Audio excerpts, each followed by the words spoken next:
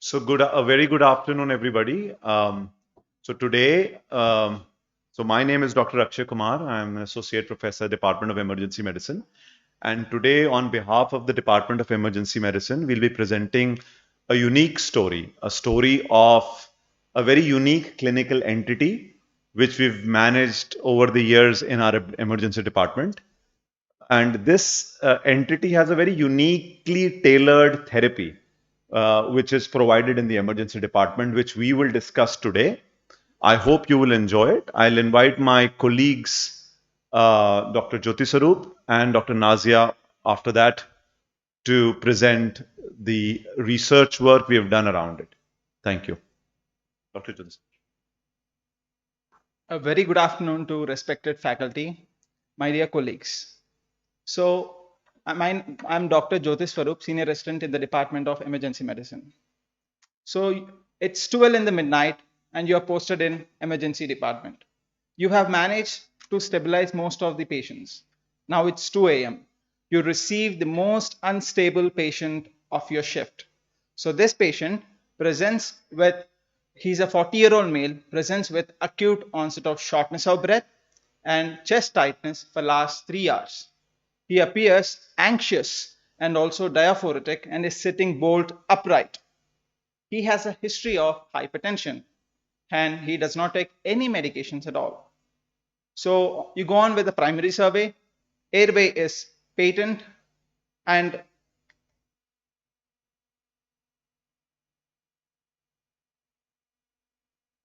airway is patent and he's unable to complete sentences and respiratory rate is 40 per minute and there is increased work of breathing and saturation on room air is 80% and bilaterally you can hear coarse crepitation in all lung fields. BP is 200 by 110 millimeters of mercury, pulse rate is 140 per minute, GCS is 15 and he's anxious and agitated. So you suspect acute heart failure, you do an ECG. So ECG shows sinus tachycardia with no STT changes.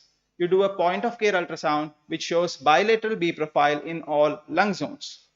You diagnose the patient to have a acute heart failure and you administer high dose furosemide and conventional dose of nitroglycerin and patient did not improve. And even after your best therapy, patient did not improve and patient ended up being intubated and patient has to stay for next few days in ICU. So did we miss anything here? Can we avoid the morbidity and mortality associated with intubation and also ICU stay? The answer is astoundingly yes. So let's go back to the differentials again. So in this patient, the first differential will be obviously acute decompensated heart failure. It is the inability of the ventricle to handle the venous return and effectively pump. So there is a increased cardiac filling pressures which builds up and also there is rapid accumulation of fluid in the lung. So when the patient gets diagnosed with acute any heart failure, there will be many acute decompensation in the disease progression. So during this acute decompensation, as you can see, the quality of life decreases and the intensity of care increases. And in all these acute decompensations, the management is necessary. And if we don't manage it properly, patient can be having a sudden cardiac death because of this. So management of acute decompensated heart failure is as important as managing a heart failure in a stable patient. So the other differential in these patients could be non-cardiogenic pulmonary edema, pneumonia, pulmonary embolism, acute asthma, interstitial lung disease, etc. So we had similar presentation and many patients were presenting with same presentation to our emergency.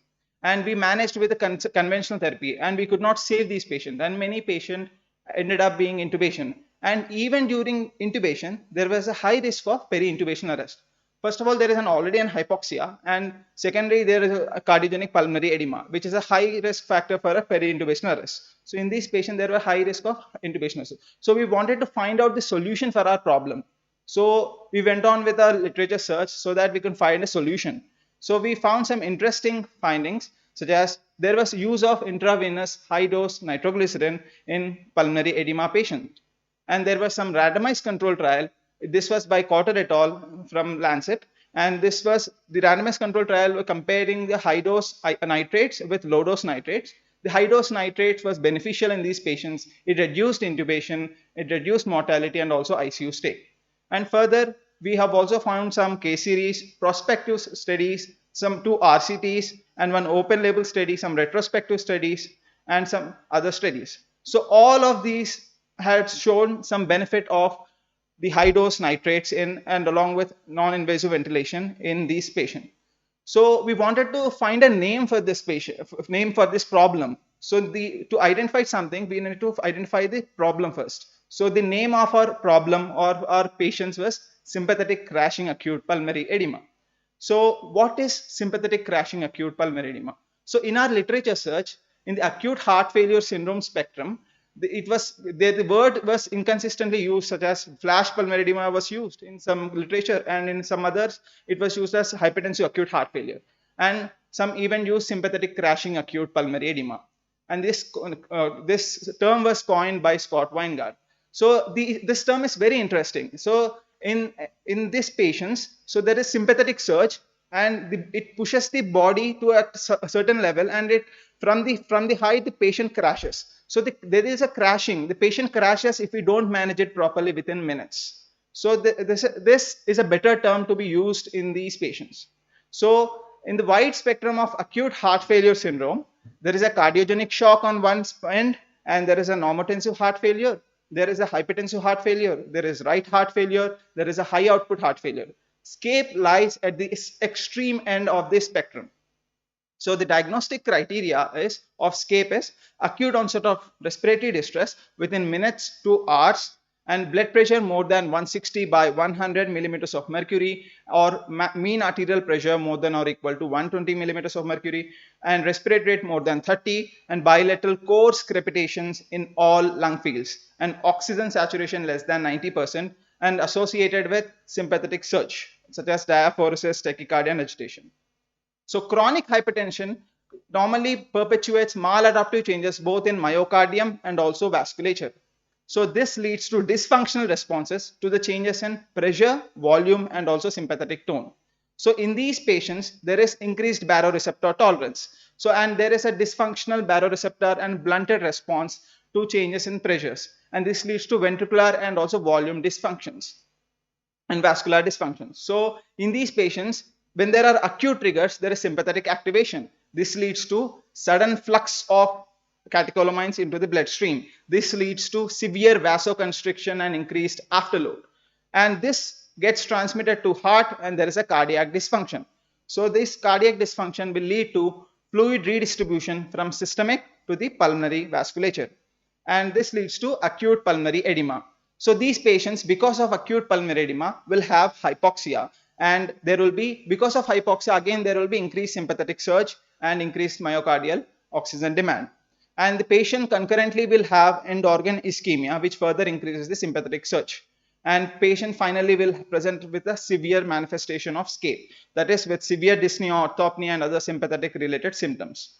So the main thing that needs to be remembered in the pathophysiology of SCAPE is there is a fluid redistribution from systemic to the pulmonary vasculature, even in a euvolemic or a hypovolemic patients.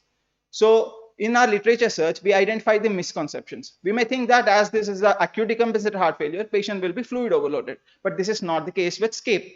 So patients with SCAPE are not always fluid overloaded, and diuretics play a pivotal role in amelioration of disease process. This is also a misconception. So, and also initiating nitroglycerin at low doses is effective. So we need to identify these misconceptions and also address this. So these are not true.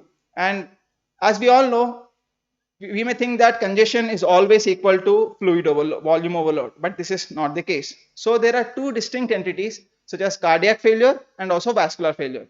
So cardiac failure is an entity where there is a gradual decrease in the heart function leading to neurohormonal activation, which leads to gradual buildup of systemic vascular and also volume overload in the systemic congestion, and which leads to pulmonary congestion. So in these patients, diuretics will be beneficial.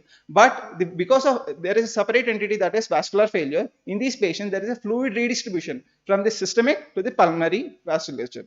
So in these patients, diuretics don't work. So because of the increased afterload and preload, it gets transmitted to the heart, and there is a cardiac dysfunction which leads to acute pulmonary edema. We need to break this vicious cycle. So which patient do we get the escape? So these risk factors and also the prescriptions are similar to any acute heart failure patients. The risk factors being hypertension, diabetes, and also atherosclerotic cardiovascular disease, and which we can also divide it into ischemic and also non-ischemic causes. So non-ischemic being hypertension, myocarditis, peripartum cardiomyopathy, stress cardiomyopathy, substance abuse, and etc. So upon which there could be some precipitants. So the precipitants could be dietary indiscretion, vigorous fluid administration, non-compliance to medical regimen, and also uncontrolled hypertension, anemia, and also drugs. And any systemic infection, pulmonary embolism, myocardial ischemia, arrhythmias can also be a precipitant. So we need to remember the triggers. So in a normal substrate or a normal myocardium requires a substantial insult to cardiac performance in order to have an escape-like episode. And in an abnormal substratum or a substrate, the smaller perturbation can precipitate a escape-like presentation. Coming to the clinical features. Clinical features will be similar to any acute heart failure syndrome. These can be dyspnea, orthopnea, agitation, diaphoresis, fatigue, and weakness. And cardiac arrest may be imminent in these patients as they are already hypoxic. And the other signs could be, we can hear S3 and also diffuse pulmonary crackles. Coming to the investigations. So as the patient, it is related to heart. So that's why we want an ECG to identify the cause or precipitant, and to also look for any signs of ischemia and also any acute myocardial infarction or dysrhythmias.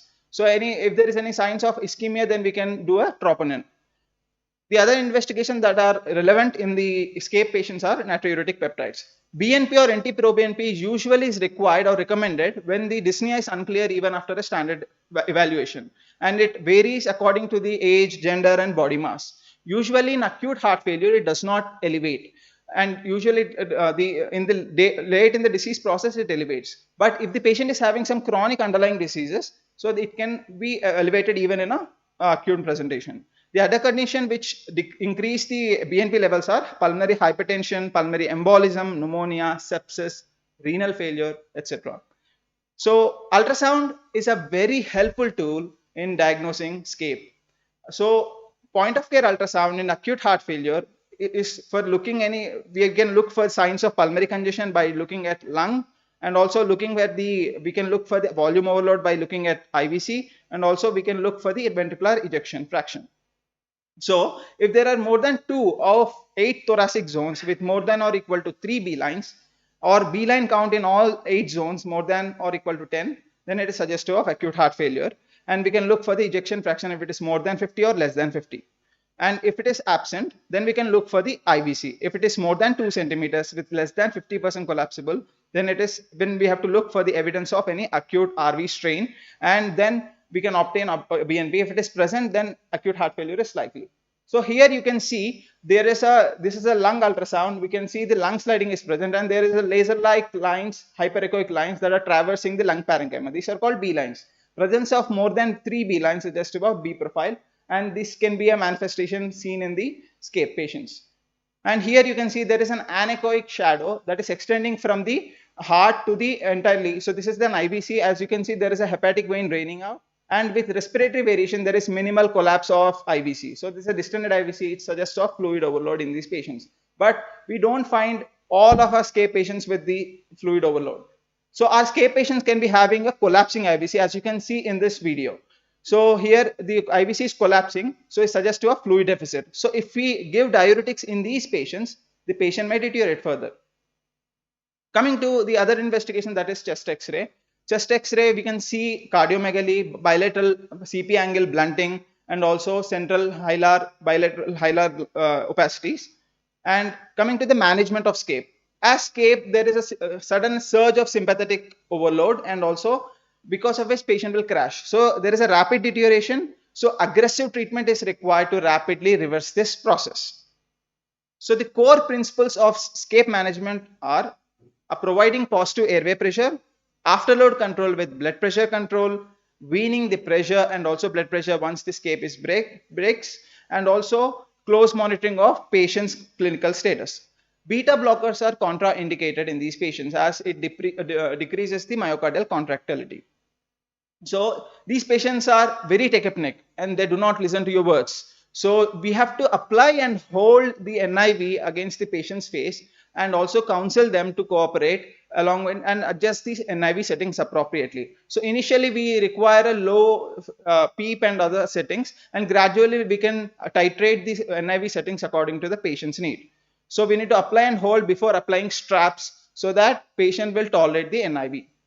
So NIV, it decreases preload, it improves the functional reserve capacity and improves the ventilation perfusion ratio, it decreases work of breathing, it decreases adrenergic outflow, and it relieves ischemia. And it also decreases afterload and improves cardiac index and also delivery of oxygen. So coming to the pharmacological measures in SCAPE. So as this is a acute heart failure, so we may think that we should give diuretics. So, but this is not the case with SCAPE. So normally loop diuretics, they promote sodium and also water excretion.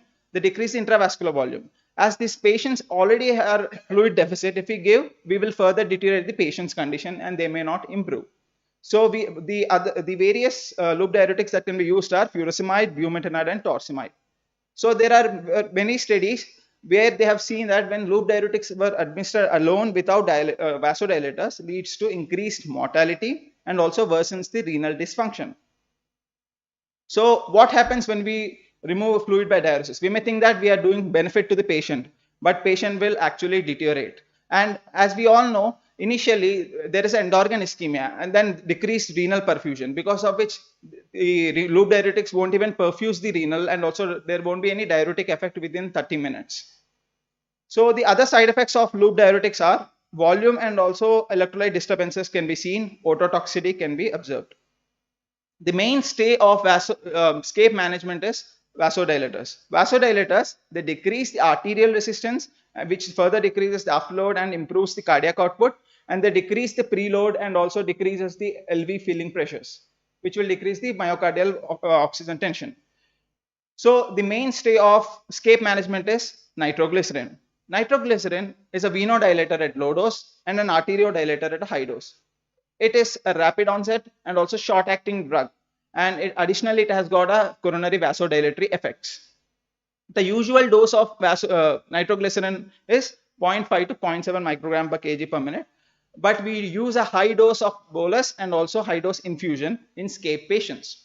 So the adverse effects of nitroglycerin are headache, hypotension, methemoglobinemia, and etc. And there can be some hypersensitivity in some patients. So the other drug or other vasodilator that can be used are nitroprusside. That is, if there is a requirement of further reduction in the afterload, and also as it is a potent vasodilator, and the usual dose is 0.3 microgram per minute to 10 microgram per kg per minute.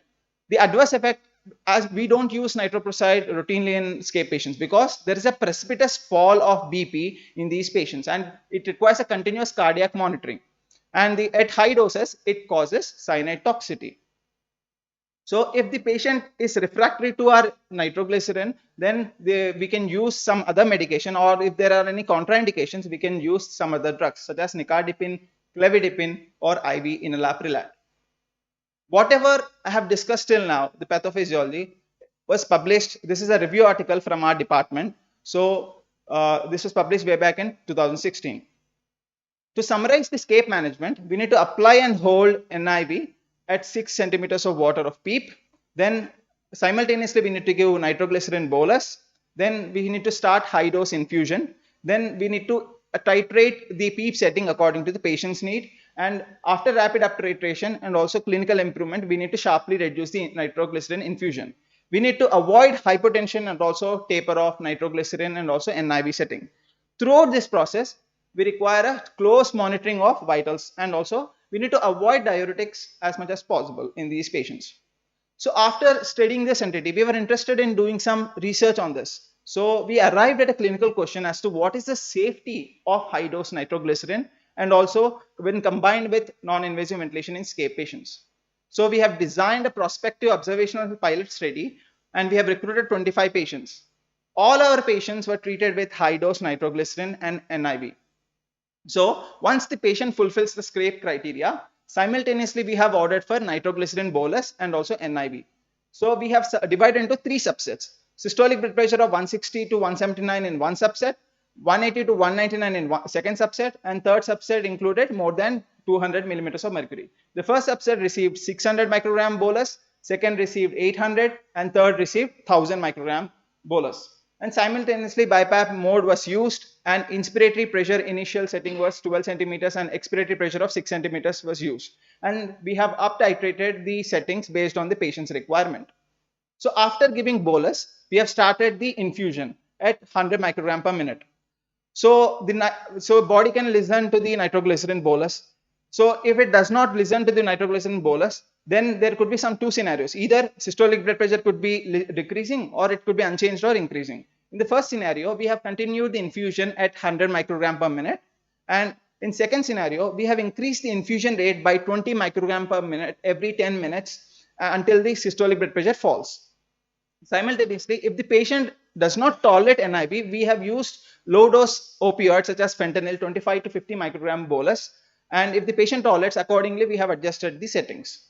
So the clinical improvement, we have defined the clinical improvement as any 2 out of 4, that is respiratory rate decreased by more than 25%, or respiratory rate less than or equal to 24 per minute, and systolic blood pressure less than or equal to 160 millimeters of mercury, and subjective improvement. So if the patient improved, we have reduced the infusion rate by 20 microgram per minute every 10 minutes, and we have stopped the infusion. If the patient did not tolerate NIV, or there is a respiratory failure or extreme agitation, finally these patients were intubated, and continuous vital or cardiac monitoring was done in these patients. To summarize, this is the SCAPE treatment protocol. So inclusion criteria, we have recruited any adults more than or equal to 18 years, giving a valid consent and fulfilling the SCAPE criteria. We have excluded patients who require immediate intubation or CPR, or any contraindication to nitroglycerin, or any acute coronary syndrome patients.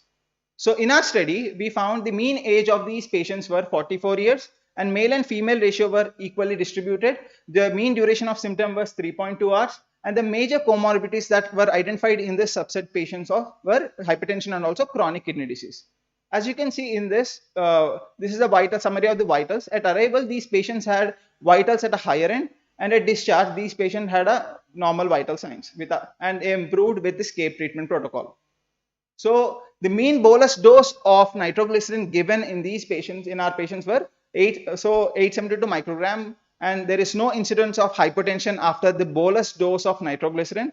2 patients had transient hypertension after the infusion, and they responded with fluid bolus, and the mean cumulative dose was 33 mg. In results of NIV, so 6 patients required a maximum inspiratory positive airway pressure of 16 centimeters of water. 12 patients required low dose of opioids to improve mask tolerability, and 11 patients had symptom resolution within 3 hours, and 13 patients had symptom resolution within 6 hours. And we are proud to tell that 24 out of 25 patients were discharged from emergency after a brief period of observation. The average length of stay of these patients were 15 hours, and 1 patient required intubation as he did not tolerate NIV and had respiratory failure. So the strengths of this study were: it establishes a pragmatic, objective, feasible protocol that can be used in SCAPE patients. And this study emphasizes the role of bolus and also high dose nitroglycerin drip and its safety in the management of SCAPE patients. There were many limitations. So this is a single center pilot study with a small sample size. There is lack of long-term follow-up, and also there is no comparison to standard arm, and also it is an observational study. To conclude this study, there is a low risk of hypertension following a single nitroglycerin bolus. And in patients presenting with SCAPE, high dose nitroglycerin along with high dose nitroglycerin infusion along with NIV is safe, objective practice to reduce the incidence of intubation and also ICU admissions. So this study was published in Journal of Emergency Medicine. So to further study this entity, so there were limited studies on the SCAPE. So we wanted to further explore and study. So we have designed a prospective observational study with a sample size of 50, and the duration of study was January 2020 to August 2021. So the primary objective of this study was to know the clinical epidemiological profile of patients presenting with SCAPE to emergency department, and secondary objective was to assess patients' outcome at 3 hours, 6 hours, 12 hours, and final disposition. So the inclusion criteria was similar to the previous study. Any adults more than or equal to 18 years with giving valid consent with fulfilling the SCAPE criteria. And we have excluded the patient who had a history of trauma, ACS, or cardiac arrest, or not willing to give any valid consent, and any preload dependent condition or hypersensitivity to nitroglycerin. So any patient presenting with severe respiratory distress, so after we have screened with SCAPE criteria, if they are fulfilling the criteria, then oxygen, NIV, and also nitroglycerin bolus was ordered. Simultaneously, we have done the examination and continuous monitoring was done. So we have used the SCAPE treatment protocol in our study, in this study too. So if the patient improved, these patients were discharged. If the patient failed to improve, we have optimized our therapy and we have monitored and observation was done. And if the patient worsened, these patients were intubated and also admitted. So 62 patients were screened for the eligibility and 12 patients were excluded and 50 patients were included in our study. So the age distribution were 44% were between 40 to 59 years, 36% were between 18 to 39 years, and more than 60 years had occupied like 20%. And the gender distribution was 66% were male and 34% were female. The time of arrival of these patients were to the emergency were 48% were between 12 a.m. and also 7:59 a.m. So this highlights an important or interesting entity such called as nocturnal hypertension, where there can be sudden spikes of hypertension during the REM sleep. As these patients have uncontrolled hypertension, they can have a sudden episodes of SCAPE-like presentation. So the chief complaint frequency were most of these patients presented with shortness of breath, diaphoresis, agitation, and decreased urine output. And the major comorbidities that were identified in our study were hypertension, chronic kidney disease, anemia, and diabetes. And the mean bolus dose that was used in this study were 858 microgram with a standard deviation of 300. And the mean nitroglycerin infusion used was 107 with a standard deviation of 23. The initial NIV setting in 87% of these patients used were PIP of 12 centimeters of water, and the PEEP setting that was used was in 85% of these patients, it was used as 6 centimeters of water. As you can see at arrival, these patients had a higher respiratory rate, and with our SCAPE management, they have improved. And similar trend was consistent in the saturation and also heart rate and also systolic and diastolic blood pressures. To summarize, at arrival, these patients had vitals at a higher end, and at 12 hours, these patients improved and the vitals were at normal level. So also at blood gas, we have identified hypoxia and most of these patients had anemia, as our subset included most of these patients had chronic kidney disease. So, and NT-proBNP was elevated in most patients as they had some chronic underlying diseases. And in lung ultrasound, 100% of these patients had bilateral B profile, 10% had pleural effusion. And IVC was distended with more than 2 centimeters in 37 patients, and it was collapsing with less than 2 centimeters in 13 patients.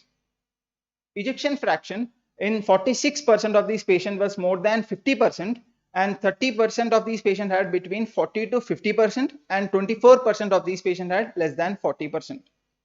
Coming to the ED disposition, the 52% patients had to stay between 12 to 24 hours, and 44% had to stay less than 12 hours, and 4% more than 24 hours.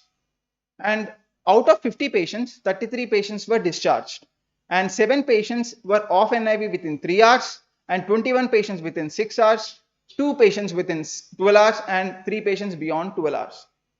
And 17 patients out of 50 patients were admitted, out of which 12 patients improved and were admitted as they required some supplemental oxygen such as face mask or NRBM, and 5 patients got intubated. And our study was during COVID pandemic, and there were lots of COVID positive patients in this subset. The strengths of the study were the patients in our study were followed up till disposition, that is discharge, admission, and this study further emphasizes the role of bolus and also high dose nitroglycerin along with NIV and its safety in the management of SCAPE patients. And there were several limitations. This is a single center observational study, and there is lack of follow-up, and there is no comparison to a standard arm.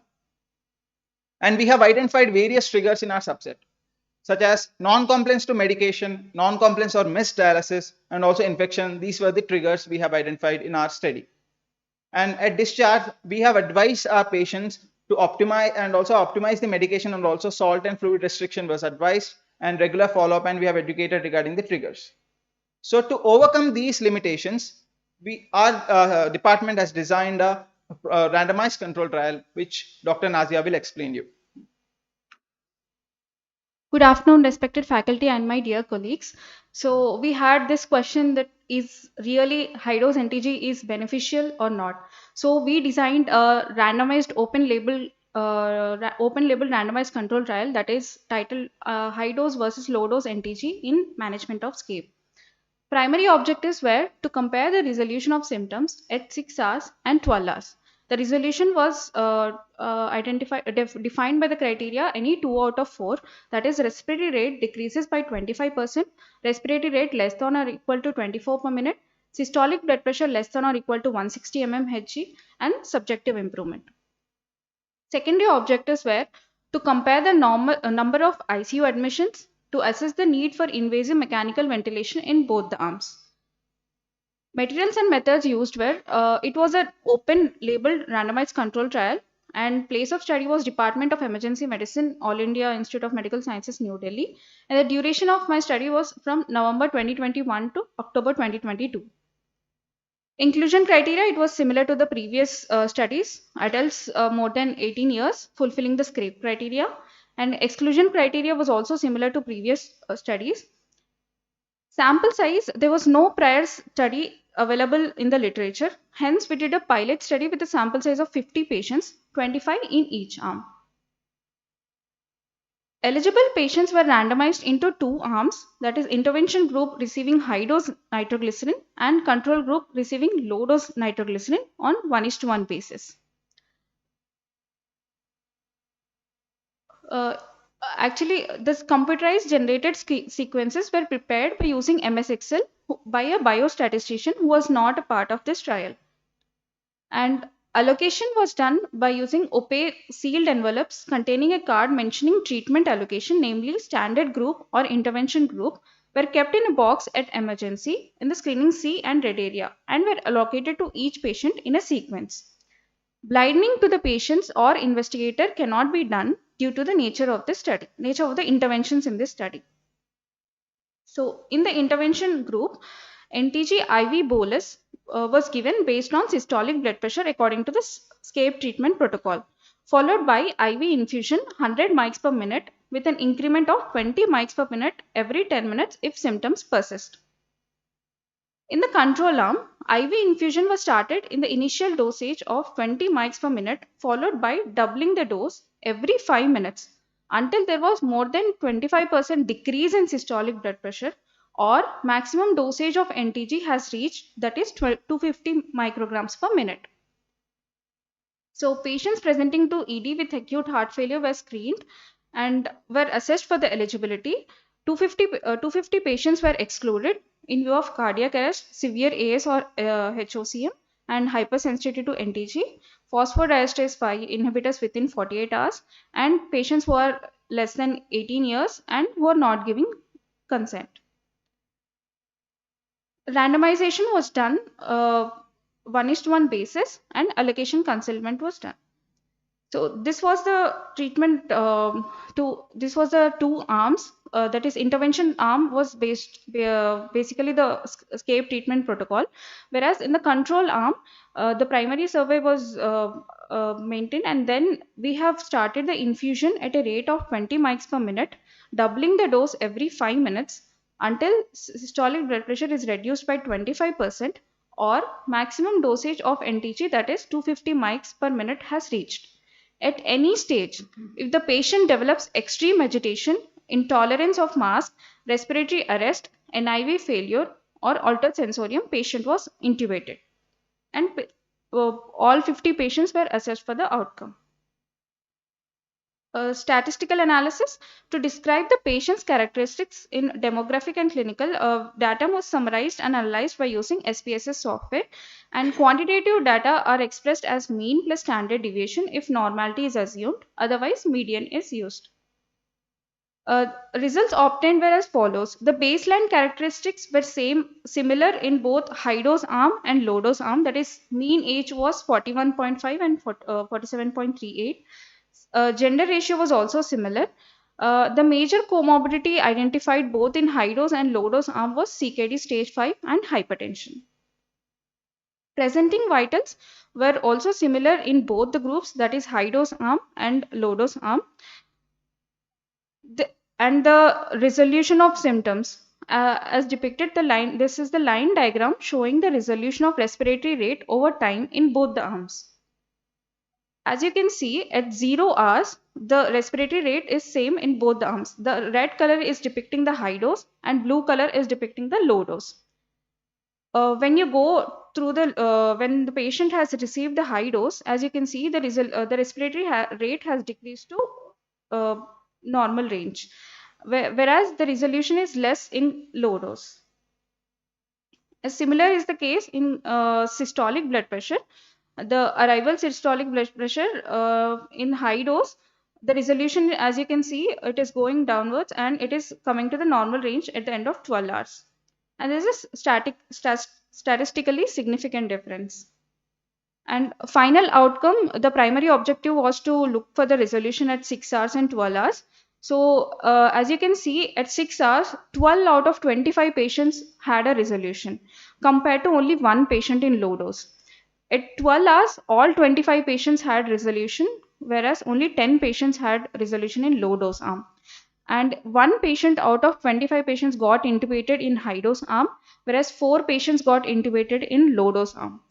And 20 out of 25 patients got discharged from emergency department itself, whereas only 11 got discharged in low dose arm. 15 patients were admitted in low dose arm. Safety outcomes, there was no significant adverse event related to high dose NTG was noted in 25 patients and no mortality in either of the groups at 30 days. Strengths of this RCT was it is an open label randomized control trial and it is a higher level of evidence. There were limitations such as it was single centered study and it has small sample size, that is 50. Conclusion, in our study, we identified the significant benefit of high dose nitroglycerin in SCAPE patients compared to low dose in the form of early resolution of symptoms, lesser invasive mechanical ventilation rates and higher discharge rate. Right. So summarizing all the research work that we have done here in the at our department. So that all started in 2015 when I was training here as a senior resident between 2013 and 15. So which is when we started encountering these patients. We did not know how to manage these patients. We were trying to intubate these patients and they would have, peri-intubation cardiac arrest often. Then we started, giving low dose because we did not know. We started using low dose initially because that is what the standard of care was. We looked at Tintinali. We started opening Harrison. There was no answer in Harrison. There was no answer in Tintinali. This entity was not known. So we, we started looking out for it, started reading about it, and we found this podcast, one of the podcasts by Scott Weingart, and some other articles which Jyoti Swarup had already pointed out. And that's when we decided that this is an entity not known to cardiologists because they don't see it. Cardiologists don't see it. They see stable heart failure in OPD. This is an entity only seen by the emergency physicians and the critical care doctors, if critical care doctors attend emergency. So this was an entity which we thought we must describe, and we decided to write a review article and published it in 2016 in the Indian Journal of Critical Care Medicine. This was the first time SCAPE was actually published in literature. This was then followed by when we decided to sort of start up a case series with, we really wanted to test whether actually high dose is actually working, whether it is actually safe, because again, the literature was very scarce. Very few studies from around the world. There was a case series in American Journal with 4 patients. So this was a large case series as far as SCAPE is concerned. This was done in 2019, which we published, and Roshan took lead, and we published it in the Journal of Emergency Medicine. Then this was then followed by a larger observational study, which we did as a thesis work, where Jyoti Sarup, took lead and did a observation study on 50 patients, where we went more into detail. We looked at, we already presented data. We looked at clinical epidemiological profile, demographics, and we looked at POCUS findings, point of care ultrasound, and a lot of other things. And finally, Nazia took up a randomized controlled trial with the 51 patients, which is, the interim analysis was presented today. It's still underway. A lot of other analysis is still undergoing. So if you see, these were 100 patients. In all our studies together, we took about 100 patients on high dose NTG, and there was clinical improvement within 6 hours in 60 of our patients. So if you take all of our studies together, discharged from it, 77 patients were discharged from the emergency department itself. This is a big number, these patients were getting admitted or dying actually when I was training. So, and 23 patients got admitted. Only 7 patients of the 100 patients got intubated, and there were no deaths recorded on follow-up. So this is the protocol which we proposed and was now then published in Roshan's paper in the Journal of Emergency Medicine. And the SCAPE treatment protocol has now been described in different podcasts, and it reduces intubation rate, it improves the patient outcome. It is well known that high dose NTG reduces hospital stay, decreases morbidity and mortality. So thank you very much. We are happy to have any questions. I thought I always get excited talking about SCAPE because I think this is something we have, really evolved over the years, and how to develop, manage, and evolve in management of emergency presentation of SCAPE. So thank you for all being here, and any questions, happy to answer.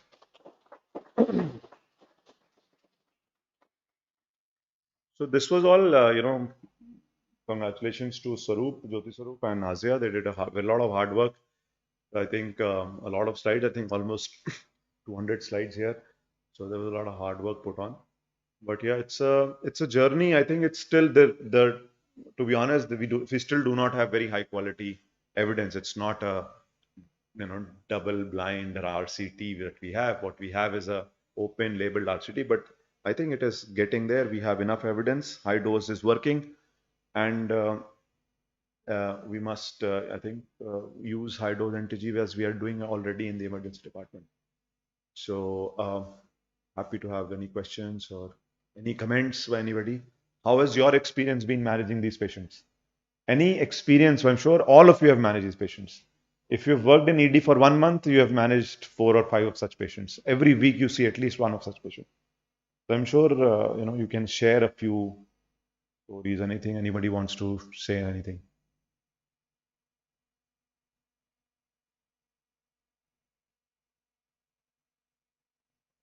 There are any questions from online? We have. Okay. So this was actually on YouTube live. So this will we will have some questions. Hopefully, we can answer them.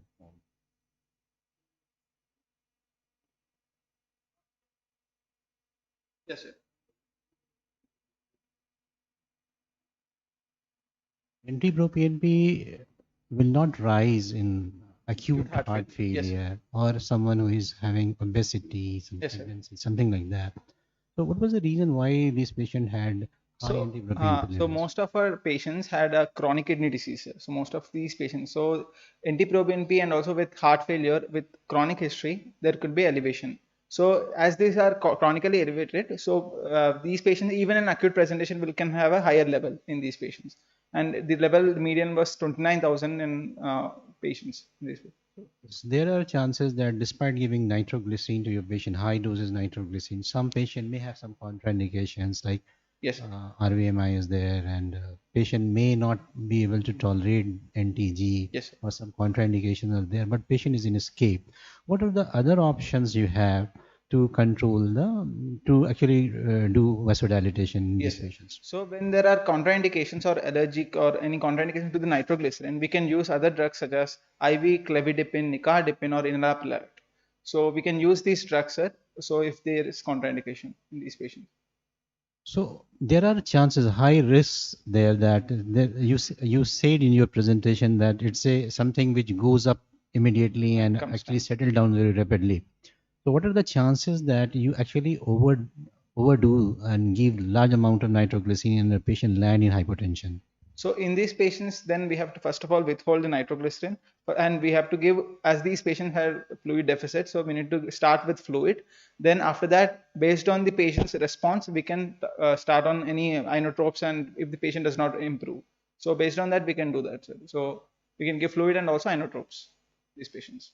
Sir, at a very valid point is that you have to be careful. Although the hypotension, incidence of hypotension after bolus was not seen at all in our group of patients, but then that is always a possibility. So you have to be very careful monitoring these patients continuously, and then titrating your NTG your NTG infusion accordingly is very important. So doing it every 10 minutes and ensuring that you are following the protocol. So what do you think that what is more important? Is it your nitroglycerin, high dose nitroglycerin therapy, or your NIV therapy, which is actually working for the patient? So both are working together, sir. So there is a abnormal if you have to pick one.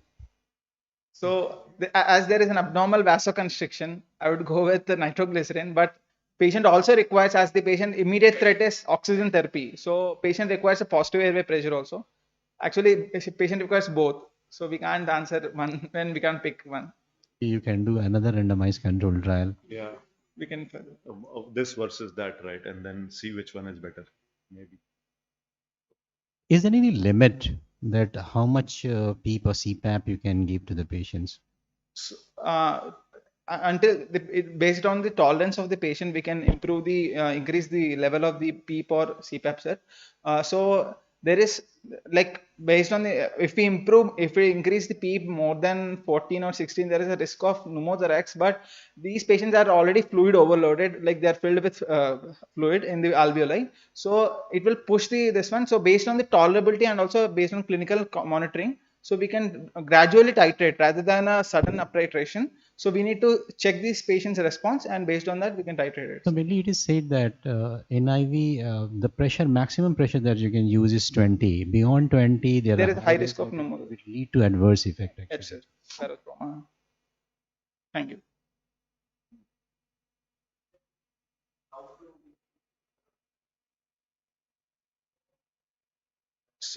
So when we start on the infusion, so normally when we remove the NIV, and also once the patient's BP is controlled, then we can switch on to the oral medications, and if the patient is tolerating orally. So in these patients, so after removing the NIV, we can administer the oral drugs. So after this, and also we need to optimize the medications. Which oral drug will be preferred?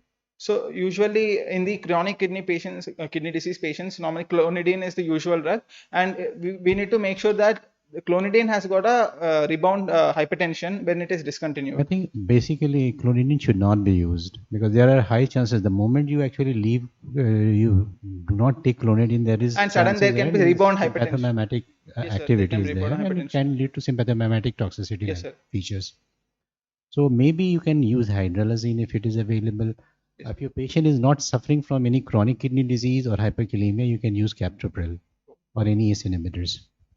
Thank you. Okay. Thank you. Thank you, sir. Thank you all. Thank you.